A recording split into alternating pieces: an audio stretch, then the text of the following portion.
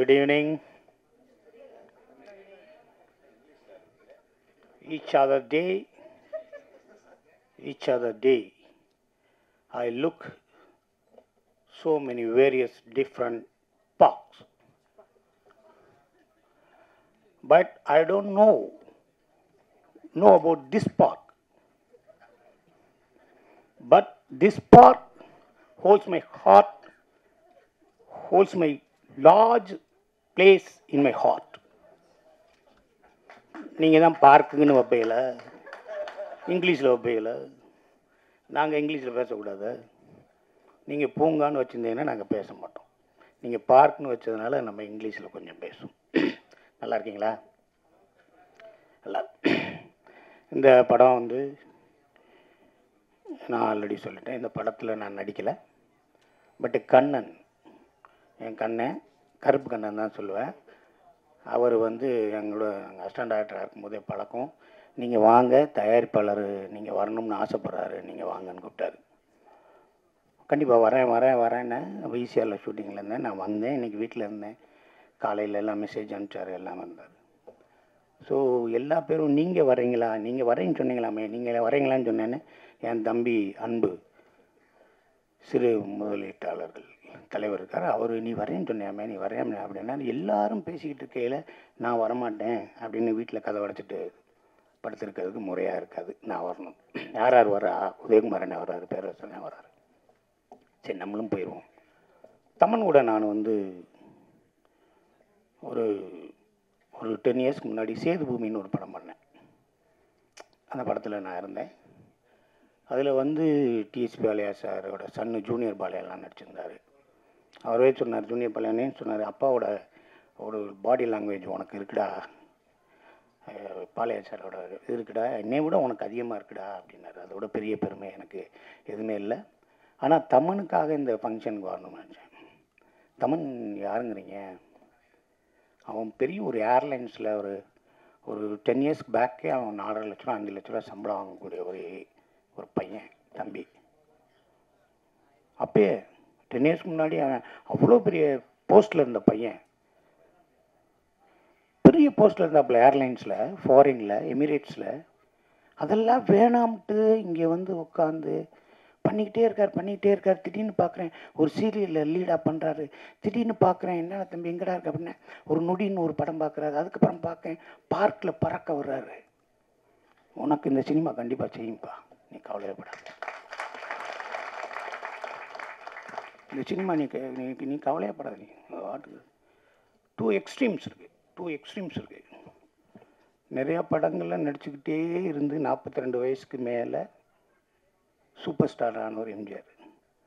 ஒரே படத்தில் பராசத்தில் நடித்து சூப்பர் ஸ்டார் ஆனவர் சிவாஜி சார். 2 எக்ஸ்ட்ரீம் இருக்குது. சினிமா யாருக்கு கொடுக்குறீங்க? என்னை மாதிரி முடி இல்லாதவனுக்கு கொடுக்கும், நிறைய முடி வச்சு சீவ முடியாதவனுக்கெல்லாம் கொடுக்கும். புரியுங்களா?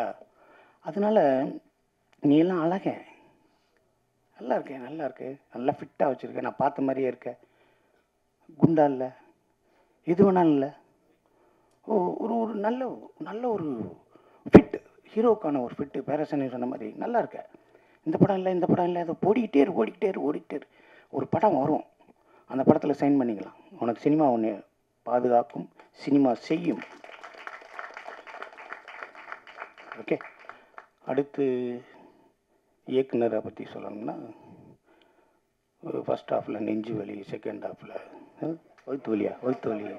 வயிற்று வலி, நெஞ்சு வலி. சார் சொன்னார், நான் லாரன்ஸ் மாஸ்டர்கிட்ட அவராக இருந்தேன்னு. அதெல்லாம் நீங்கள் நம்புவீங்களா? எங்கள் ரிலேஷன் ஒருத்தர், எங்கள் அண்ணன் ஆர்ட் டைரக்டரு, அவர் வீட்டில் நான் தங்கி அவர்கிட்ட வந்து அவர் சினிமாவில் வேலை பார்க்கணுன்னு வந்தேன். அவர் ஒரு பெரிய ஸ்டுடியோவில் இருந்தார். அந்த ஸ்டுடியோவில் டார்க் ரூம்னு ஒன்று இருக்கும், தெரியுமா உங்களுக்கு? அந்த நெகட்டிவ் எல்லாம் போட்டு கழுவாங்கள்ல, சோடியம் தயோசல்ஃபேட்லாம் போட்டு கழுவி ஃபோட்டோவெல்லாம் இப்படி மாட்டி வச்சுருப்பாங்கள்ல, அந்த ரூமில் லைட்டே போடக்கூடாது, ஒரே ஒரு ரெட் லைட் மட்டும்தான் இருக்கும். அந்த ரூமில் நான் 6 மாதம் தங்கியிருக்கேன். அந்த ரூமில் நான் 6 மாதம் தங்கியிருக்கேன். எப்போ போவேன் தெரியுமா உங்களுக்கு? 10 மணிக்கு ஸ்டுடியோ அடைச்ச உடனே நான் போய் படுப்பேன். ஸ்டுடியோ ஆரம்பித்து வேலைக்கு வர்றதுக்குள்ளே நான் கிளம்பி போயிடுவேன். உள்ளே லைட் இருக்கா, பேஸ்ட் இருக்கா, ப்ரெஸ் இருக்கா, சட்டை எங்கே துவச்சி போடுறது எதுவுமே தெரியாது. இருட்டாக இருக்கும். அங்கே தங்கியிருக்கேன் நான். அயனவரத்தில், மடிப்பாக்கத்தில். சுதந்திரத்துக்காக போராட வந்தேன். சினிமாவில் சினிமா எனக்கு வேணும்ல, அதுக்காகத்தான் நான் வந்தேன். உங்களுக்கு புரியுதா? உங்களுக்கு கொடிது கொடிது வறுமை கொடிது, இளமையில் வறுமை கொடிது, அவ்வளோதானே. ஃபஸ்ட் ஹாஃப் நீ கஷ்டப்பட்ட இல்லை, செகண்ட் ஹாஃபுக்கு மட்டி இல்லாட்டி ராசா தானே. உனக்கு பாரு, உன் காசு உனக்குன்னு ஒரு டாக்டர் முருகன், உங்கள் காசில் ராஜா 2 பக்கத்தையும் ராஜாவை ஒட்டி விட்டார். நீ எங்கிட்டு சுட்டி விட்டாலும் ராசா தான் விழுகும் பாரு. உனக்கு மட்டியே விழுகாது. ஏன்னா நீ உன்னோட முற்பகுதியை நீ சினிமாவை கொடுத்துருக்க. இனிமேல் உனக்கு ஒரு நல்ல ஒரு லைஃப் இருக்கும், நல்லது இருக்கும். எங்கள் அண்ணன் மக ரஞ்சனா நாச்சியார், எங்கள் அண்ணன் மக டாக்டர் பாலாவோட ஓன் பிரதரோட மக, ஓன் பிரதர் பாலா அண்ணனோட அண்ணன் மக. எனக்கு அவர் அண்ணன் தானே. எங்கள் பெரிய மாமா அவர் பாலா டாக்டரு. உட்காருப்பா அந்த பொண்ணு. நான் ஏமாலிங்கிற படத்தில் வா அப்படின்னு நடி அப்படின்னு சொன்னேன். சீட்டு குடிக்கணும், குடிப்பேன் அப்படின்னு. சித்தப்பா உங்களுக்கு சரியாக இருந்தால் நான் பண்ணுறேன் அப்படின்னு சொல்லிச்சு. ராமநாதபுரம் மாவட்ட பாராளுமன்ற தொகுதி பாரதிய ஜனதா பொறுப்பாளர் அவங்க. பலாப்பழத்தை தூக்கிட்டே போயிட்டு இருந்தாங்க எங்கள் மாமாவுக்கு. இந்த படத்தை தயாரிப்பாளருக்கு இன்னும் நிறையா படங்கள் பண்ணணும், அது பண்ணணும், டைரக்டர் நிறையா படம் பண்ணணும். பாட்டு எழுதினவர் சூப்பர், அவரை தான் எல்லோரையும் பேசியாச்சு. நீங்கள் ப்ரொடியூசர்கிட்ட நான் ஒன்று கேட்குறேன், தமன்கிட்ட சம்பளம் கொடுத்துருந்தீங்கன்னா சம்பளத்தை வாங்கிக்கங்க, திருப்பி வாங்கிக்கங்க. ஏன்னா இவ்வளவு முத்தம் கொடுத்துருக்காரு. இவ்வளோ பெரிய வாய்ப்பெல்லாம் நம்மளுக்கெல்லாம் வராது. நான்லாம் கேட்பேன், டேரக்டர்லாம் வரையில, தம்பி இந்த படத்தில் நம்மளுக்கு ஜோடி இருக்கான்னு கேட்பேன். இருந்துச்சுன்னே, ஆனால் அவங்ககிட்ட கோச்சிட்டு ஓடி போயிடுச்சு. அப்படியா? அப்புறம் இல்லைண்ணே இருந்துச்சுன்னே, அது உங்க கூட பேசாமல் வீட்டுக்குள்ளேருந்தே கத்திக்கிட்டு இருக்க முடியும். எப்போ பாரு ஜோடியே கிடையாது, எதுவுமே கிடையாது. ஒரு படத்தில் நான் ஒரு பெண்ணை ரெக்கமெண்ட் பண்ணி நானும் அந்த பொண்ணு நடிக்கணும் அப்படின்னும், அந்த பொண்ணும் நானும் அப்படி தூங்கிட்டு இருக்கோம். அப்போ இந்த ஸ்டேஷன்லேருந்து என்னை ட்ரான்ஸ்ஃபர் பண்ணிடுவாங்களா அப்படிங்கிற மாதிரி நான் அப்படி தூக்கம் இல்லாமல் இருப்பேன். படுத்து தூங்க, ஏன் இதெல்லாம் யோசிக்கிறீங்க அப்படின்னு சொல்லி நானும் அந்த பொண்ணும் அருகிலே படுத்து பேசுகிற மாதிரி இருந்துச்சு.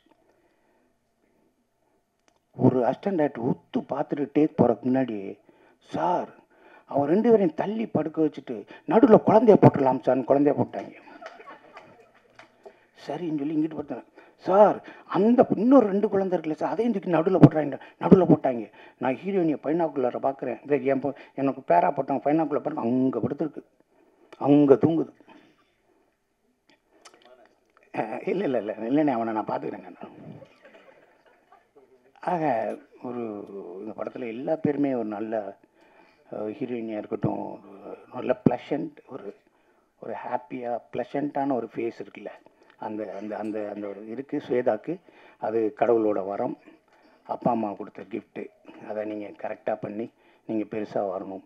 அப்புறம் அப்பா அம்மா அவங்களுக்கு உதயகுமார் சாருக்கு பிடிச்ச மாதிரியே இருக்க ஹீரோயினோட அம்மா ஜெயந்தி மாலாவும் அவங்களும் பெரிய லெவலில் வரணும். இங்கே இருக்க எல்லா கேரக்டர்ஸில் எல்லாமே வரணும். ஒரு தமன் கூட நினைக்கும் போது ஒரே ஒரு காமெடி மட்டும் சொல்லிட்டு முடிச்சிடுறேன்.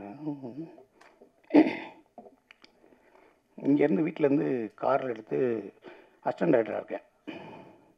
அப்போ நேராக காரில் அப்படியே போயிட்டே இருக்கும். அப்போ ஒரு ப்ரொடக்ஷன் மேனேஜர் பேசுகிறாரு, எங்கே வந்துக்கிட்டு இருக்கீங்க புலி அப்படின்னாரு. நான் வந்துக்கிட்டு இருக்கேன் டெஸ்ட்புரத்தில், வாசன் ஹவுஸ் போகணும். வாசன் ஹவுஸ் போயிடுச்சிட்டாங்க. வாசன் ஹவுஸ் போகிறேன்னா, இல்லை கொஞ்சம் இருங்க, ரைட்டில் மைக்கிள்னு ஒருத்தர் இருப்பார், அவரை கூப்பிட்டு வந்து. சரின்னு சொல்லி மைக்கில் கூப்பிட போனால், மைக்கில் ஒரு பெட்டி எடுத்து வந்தான். என்னடா நான் ஏரியா அது என்ன பெட்டியில் இருக்கவன திறந்து காமிச்சான். உள்ள ஒரு பொம்மனேரியன் நாய் உட்காந்துருங்க. இது என்னையான்னு கேட்டேன். அதான் சார் இது அம்மாவுக்கு ஐன்கோனில் நடித்த மாதுரி தீக்ஷித் மடியில் உட்காந்துருந்த நாய், சல்மான் கான் தூக்கி வளர்த்த நாய். அப்படியா உக்காரியான்ட்டு ஒன்று திருப்பி போயிட்டே இருக்கும். அப்போ அவருக்கு அப்புறம் போனோடனே திருப்பி ஃபோன் வருது, சார் நீங்கள் வரையில் அந்த ஆர்டிஸ்ட்டை கூப்பிட்டு வாங்கண்ணா. இந்த ஆர்டிஸ்ட்டை காக்கா ராதாகிருஷ்ணன் இருக்காரு, அவர் கூப்பிட்டு வாங்கண்ணா. நாங்கள் சொல்கிறிய அப்படின்னு சொல்லி அப்போ ஜிபே கிடையாது, ஒன்று ஒரு புண்ணாக்கும் கிடையாது. அங்கே போனோடனே அவர் வீட்டுக்கு போனோடனே அவர் வாங்க உட்காருங்க வாங்க அப்படின்னு கதவை திறந்தேன். நாய்க்கு பசிக்குதுன்னு அவன் பிஸ்கட்டை கொடுத்துட்டான். அந்த பிஸ்கட்டை சாப்பிட்டுக்கிட்டு இப்படி திரும்பி பார்த்தோன்னே அன்னைக்கு காக்கா ராதாகிருஷ்ணன் அண்ணன் வர்றாரு, ஒன்று குழச்சிருச்சு. உடனே அவர் டென்ஷன் ஆகிட்டார். ஏண்டா நாய் கூப்பிட்டு போகிற வண்டியிலாடா என்ன ஏற்றுறீங்க, என்னடா நினச்சிக்கிட்டு இருக்கு நான்சென்ஸ்க்கு ஏன் கத்துறாரு. ஐயா ஐயா ஐயா ஐயா ஐயா வாங்க 8 மணி ஆச்சியா வாங்க போகலாம் ஏன் கெஞ்சுறேன். இல்லை ஏற மாட்டேன்ட்டோன்னு என்னை திரும்பினோடனே, நீ இந்த வண்டியில் வரக்கூடாது, நீ தானே அசிஸ்டன்ட் ஆகிட்டு நீ தானே ப்ரோக்ராம் பண்ண வரக்கூடாது. நான் கெஞ்சுறேன், நீங்கள் போனேன்னு ஆட்டோ காசு இல்லை என்னை வாங்கினேன் நான் சொல்லேன், முன்னாடி உட்காந்துருக்கேன் வரவே கூடாதுன்னாரு. கார் கதனாடி மூட்டார். நான் சொன்னேன், இந்த அம்பாசடரில் காக்கா போகலாம், நாய் போகலாம், சிங்கம் புலி வரக்கூடாதான்னு.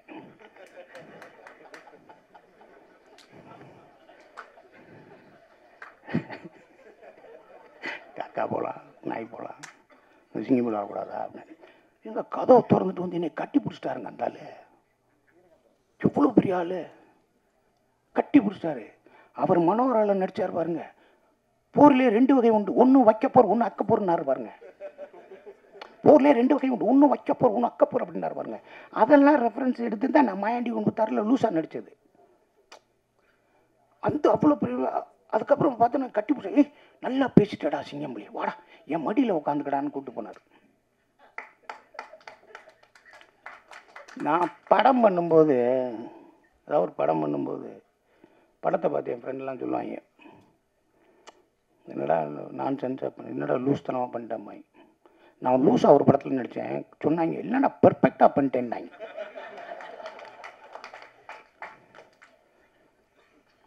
ஆறு அசிஸ்டன்ட் டைரக்டர் ஒரு ரூம் வீட்டில் இருப்போம், முடிக்க போகிறேன் 6 அசிஸ்டன்ட் டைரக்டர் ஒரு வீட்டில் இருப்போம். எல்லா பேரும் வேலை, பிவாசு, உதயகுமார் சார் எல்லோரும் அவங்கவுங்ககிட்ட வேலை பார்க்குறாங்க. நான் எல்லா பேர் கார் வந்தோடனே மாப்பிள்ளை உன் கார் வந்துச்சு, நீ போடான்னு எல்லாத்தையும் ஏற்றி விட்டு கதை அடைப்பேன். அப்போ எல்லாருமே வண்டியில் போகும்போது எனக்குன்னா எனக்கு ஒரு மென்டல், நான் இவர்கிட்ட தான் வேலை பார்க்கணும், நான் இல்லாட்டி வேலை பார்க்க மாட்டேன்னு ஒன்று இருக்குது. அப்போ போகையில் எல்லா பேரும் போயிட்டு வராங்கன்னா எல்லா அசிஸ்டன்ட் டேரக்டர் போகிறேன், என் ஃப்ரெண்ட் அசிஸ்டன்ட் டேரக்டர் இப்போ இருக்கேன், 2 கோடி ரூபா 3 கோடி ரூபா சம்பளம் வாங்குறேன், பெரிய டேரக்டர் இருக்கேன். அவன் போகையில் எல்லாம் 10 ரூபா கொடுப்பேன். சிம்பிள் ஒரு சாயந்தரம் வந்துடும், இந்த 10 ரூபா ஏன்னா 10 ரூபா போய் சரான்னு 10 ரூபா மொத்தம் 50 ரூபா 60 ரூபா வரும்.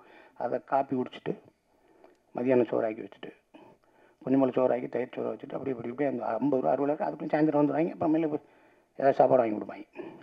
அப்போ சொல்லுவாங்க, தினமும் வேலைக்கு போகிறவன்லாம் அறிவாளி கிடையாது, ஷூட்டிங்கு வேலைக்கு போகிறவங்களாம் அறிவாளி கிடையாது, வேலையே இல்லாமல் வீட்டில் உட்காந்துருக்கவங்களாம் முட்டாள் கிடையாதுடா, தைரியமாக இருந்துமாய்.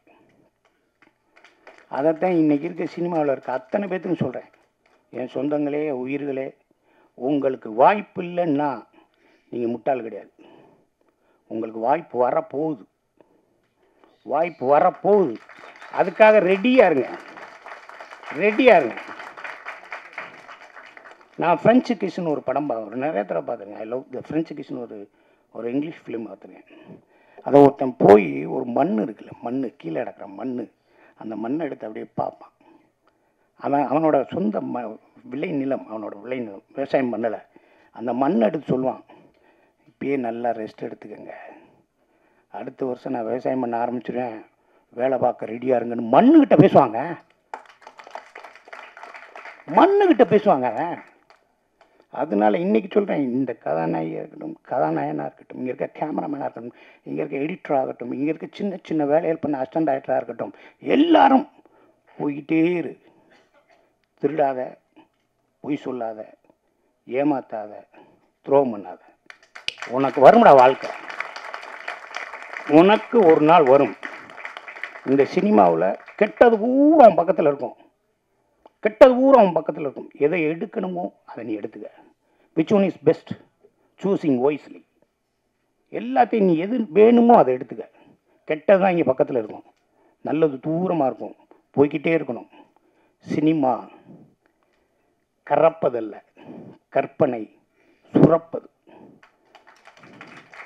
அதுக்கு எந்த வயசும் டிஃப்ரென்ஸே கிடையாது. நீங்கள் எல்லாரும் இந்த படத்தில் வேலை பார்த்த எல்லாரும் பார்க்கல, ப்ரொடியூசராக இருக்கட்டும், எல்லாரும் எல்லாரும் எல்லாருமே பெரிய லெவலில் ஜெயிச்சு உங்களை ஷவர், இந்த வெளியில் வந்து ட்ரிஸ்லிங், அந்த வாட்டர், அந்த ஷவர் உங்களை வாழ்த்த ரெடியாக இருக்குது. என்ஜாய் பண்ணுங்கள், ஹாப்பியாக இருங்க, ப்ளஷண்ட்டாக இருங்க. நன்றி நன்றி நன்றி.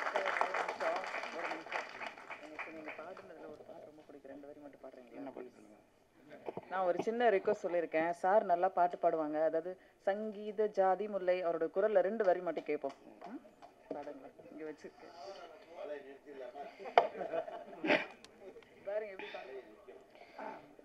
இந்த பாட்டுக்கு முன்னாடி நம்ம ஒரு விஷயம் அங்கே நடக்கும். நம்ம டப்பிங் போவோம். டப்பிங் போகையில் ஒரு இடத்துல ஒரு ஒரு ஷார்ட் ஒன்று பேசுவோம். எங்கடா அப்புறம் அண்ணே கொஞ்சம் லவுட்ரா, அண்ணே கொஞ்சம் இல்லைண்ணே கொஞ்சம் பேச, அண்ணே கொஞ்சம் அண்ணே அஸ்கியா அப்படின்னு சொல்லுவாங்க. சொன்ன உடனே அதை போஸ்ட் பண்ணுவாங்க, சிங் பண்ணுவாங்க. அப்போ ஒரு 4 மினிட் இல்லை 2 மினிட்ஸ் இல்லாட்டி 1 மினிட் நம்மளுக்கு ரிலாக்ஸ் இருக்கும். அடிண்ணே நெக்ஸ்ட்ண்ணே அப்படி போகலாம்னு சொல்லுவாங்க அந்த டப்பிங் பேசையில். அப்போ அந்த கேப்பில் நான் என்ன சொல்லுவேன்னா பாட்டு பாடுவேன்.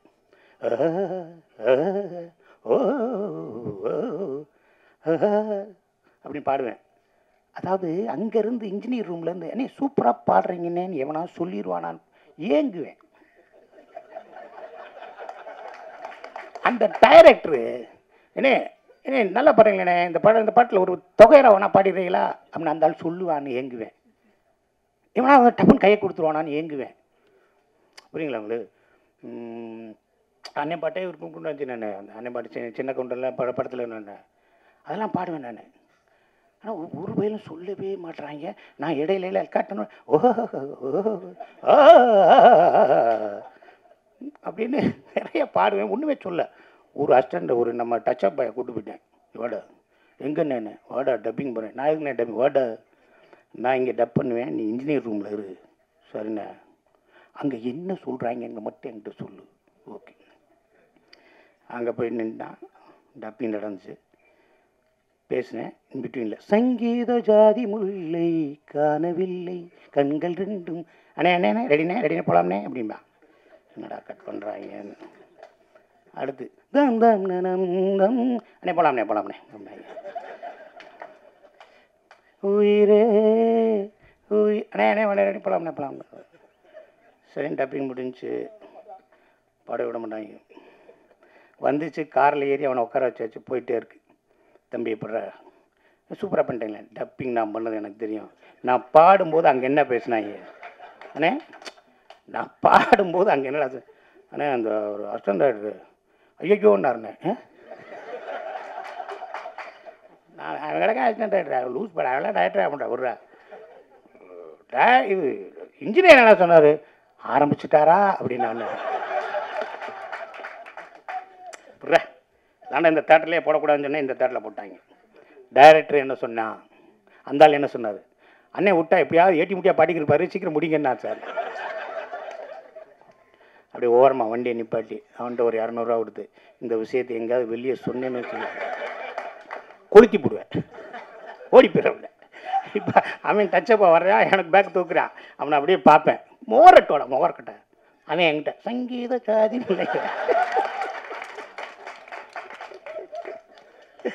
அப்புறம் அவனுக்கு நான் வேலை தரல, அவன் ரிங்டோனை வச்சிருக்கான், எங்கடா இருக்க சங்கீத ஜாதி. டே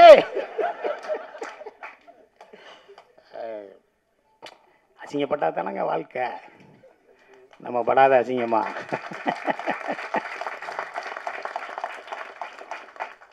நீ என்ன அசிங்கப்படுத்துறது, நம்ம நிறைய அசிங்கப்பட்டாச்சு அப்படிதான் சொல்லணும். அன்பு கடையில் ஹோட்டல் வச்சுருப்பாப்புல. நைட்டு போய் நைட்டு 11 மணிக்கு அது 1 மணிக்கு புரோட்டா வாங்குறது, அது வாங்குறது, இது வாங்குறது, காசு வாங்க மாட்டாப்புல. பங்கு நீங்கள் டயட் பண்ணுங்கள், நீங்கள் பண்ணுங்கள், டயட் பண்ணுங்கள், எனக்கு அதே சந்தோஷம். நீங்கள் நாளைக்கு வந்து சாப்பிடுங்க, அந்த 3 பேரை கூட்டுவாங்க, அப்புறம் சாப்பிடுங்கன்னு சொல்லி எனக்காகவே உட்காந்துருப்பார். உன்னோட நல்ல எண்ணம் உன்னை வாழ வைக்குங்க. சரி,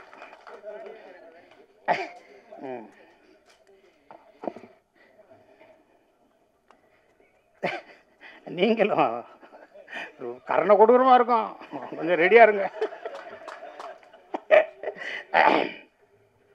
எல்லா பாட்டுமா நல்லா இருக்கும், நம்ம பாட்டும் கேளு. சங்கீத ஜாதி முல்லை காணவில்லை, கண்கள் வந்தும் பாவையின்றி பார்வையில்லை, ராகங்கள் இன்றி சங்கீதமில்லை, சாவொன்றுதானா நம் காதல் இல்லை, என்னாதமே போதும் நினைக்கிறேன். இன்னொன்று சொல்ல மாட்டேன், ஒரு நம்ம வேறு லாங்குவேஜ். நான் பெங்களூரில் இன்ஜினியரிங் நான் படித்தேன். நான் பெங்களூரில் இன்ஜினியரிங் 4 years நான் படித்தேன். நான் இன்ஜினியரிங்கில் பெங்களூரில் தான் படித்தேன். நான் பன்னார்கட்டா ரோட்டில் நேஷ்னல் பார்க் ரோட்டில், நேஷ்னல் பார்க்கில் ஐஎம் இன்ஸ்டியூட் ஆஃப் மேனேஜ்மெண்ட் பக்கத்தில் இஸ்லாமிக் இன்ஸ்டியூட் ஆஃப் டெக்னாலஜின்னு ஒரு முஸ்லீம் காலேஜில் தான் நான் வந்து பெங்களூரில் சிவில் படித்தேன். உங்கள் பேர் என்னப்பா? ரிமோன். நீ பேசின 4 வருஷம் எனக்கு 4 வார்த்தை கூட கன்னடத்தில் தெரியாது. முந்து ஓகியுமே முன்னாடி போமே, ஏன்னா பஸ்ஸில் போகிறோம்ல. அது மாதிரி அதெல்லாம் கற்றுக்கிறதுக்கு எனக்கு கொடுப்புன்னு இல்லை, எனக்கு கொடுப்பில் இல்லை தான் சொல்லணும் அது. ஓகே, அது ஆனால் இந்த பொண்ணு அவ்வளோ பேசுதே. ஓகே, வாங்கப்பா, நல்லா வாங்க, நல்லா நடிங்க, பெரிய புகழோட எல்லா விஷயத்துலையும் சந்தோஷமாக இருங்க. ப்ரொடியூசருக்கு, டைரக்டருக்கு, எல்லாருக்கும் வாழ்த்துக்களை சொல்லி இந்த வாய்ப்புக்கு நன்றி கூறுகிறேன். ஒரே ஒரு முக்கியமான விஷயம் நோட் பண்ணிக்கணும், இந்த தயாரிப்பாளர் வந்து அடுத்து நம்மளை வச்சு நல்ல பெரிய படமாக பண்ண போகிறதா கேள்விப்பட்டேன். அதை அவர் மறந்துடக்கூடாது. நன்றி நன்றி நன்றி. இந்த வீடியோ உங்களுக்கு பிடிச்சிருந்ததுன்னா மறக்காமல் லைக் பண்ணுங்க, ஷேர் பண்ணுங்க, கமெண்ட் பண்ணுங்க. அப்படியே ஃபன்நெட் சேனலை சப்ஸ்கிரைப் பண்ணி பெல் ஐக்கன்ல இருக்கிற ஆல் பட்டனையும் கிளிக் பண்ணி வச்சுக்கோங்க. அப்பதான் நாங்கள் போடுற அப்டேட்ஸ் உடனுக்குடனே உங்களை வந்து சேரும்.